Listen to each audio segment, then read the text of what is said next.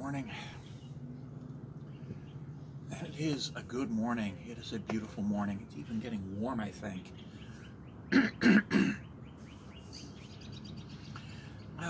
As I pointed out in the previous video, the human eye is not a de novo development. The first humans were not blind, and they did not need to develop a whole new eye all by themselves.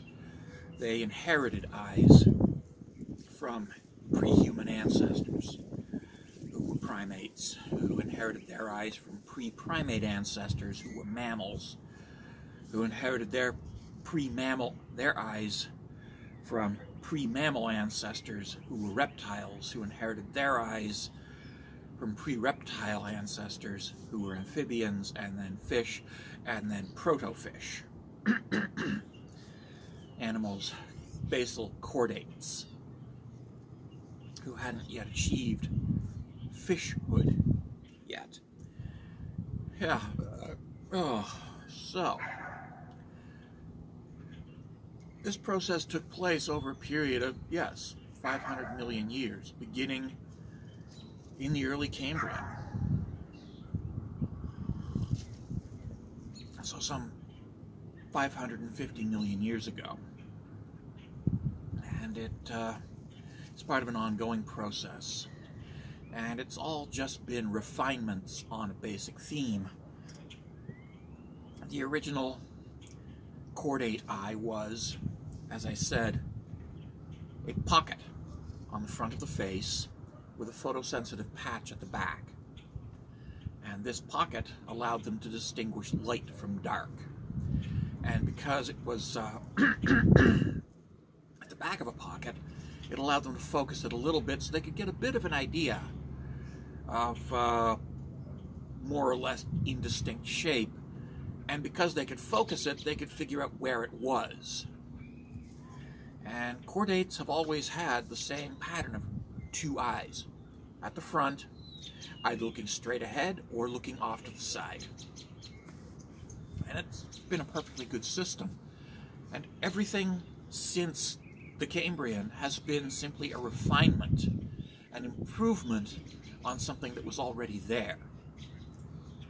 So the human eye is simply a continuation of primate eye, which is an improvement on the generic mammal eye, which is an improvement on the generic reptile eye, which is a slight improvement on the generic amphibian eye, and a slight improvement on the generic fish eye, and a slight improvement, a drastic improvement on the basic chordate eye. So we've got these. The human eye did not evolve de novo exclusively in humans. It was inherited. And that's how evolution works. If you've got something good, you don't scrap it and start over. You keep it, and you continue with it.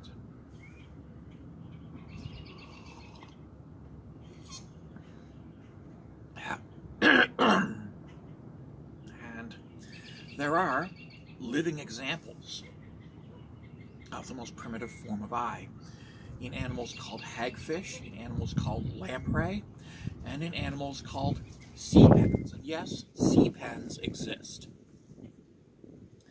And there are certain types of chordate worms, which also have the same primitive chordate eye, a pocket with a photosensitive patch at the back. We've got these animals, and we've figured out genetically by comparing DNA that yes, we are related to them. So there is that.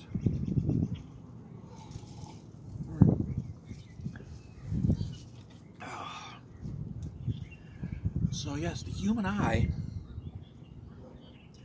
wonderful device that it is inherited. It is inherited from pre-human ancestors. So no, there was no time in human evolution when all humans were blind. This never happened. I'm sorry, Ken Ham. I'm sorry, Ray Comfort, and I'm sorry, Kent Hovind. But this particular false claim that you all collectively make is nonsense. And your followers deserve better.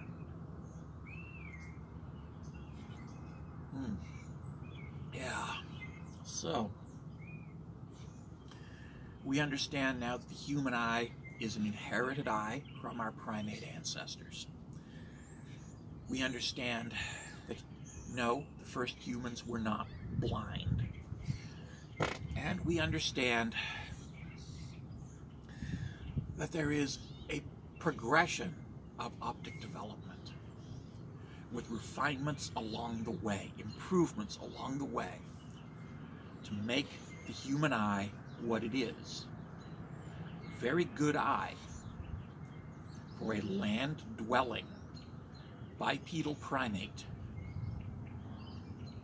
that uses its hands to grab things.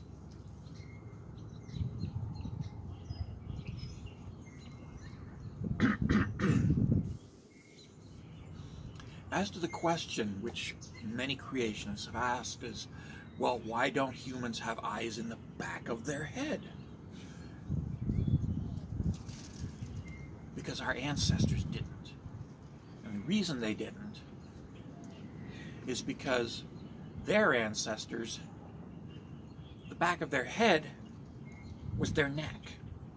So eyes in the back of their head would have looked into their neck. And honestly, the reason that we don't develop this trait is that it's expensive in terms of energy. It's a huge energy expenditure. We already have a swiveling neck, which allows us to do basically the same thing. Look behind us. And finally, we don't have the brain structure to support an extra set of eyes. We would need to completely reconfigure the brain. And that is an incredibly complex procedure. One which is not going to be supported anytime soon within evolutionary development.